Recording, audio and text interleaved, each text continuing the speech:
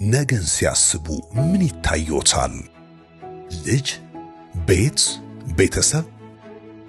ግን ስኬትና እድገት ስለምንፈልገው ብቻ አይመጣም፣ በንድፍና በእቅድ ሲታገዝ እንጂ።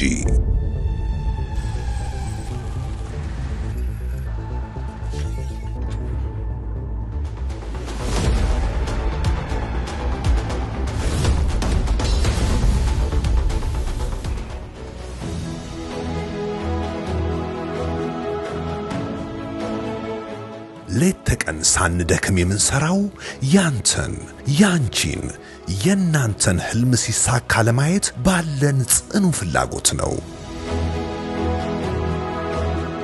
ከምንም በላይ ዓላማችን የሰውን ደስታ፣ ጤና፣ ስኬት አልፎም ማህበረሰብንና ሀገርን መገንባት ነውና እኛ ኦቪዶች ነን። ራዕያችንም የእርሶ ልማት ነው።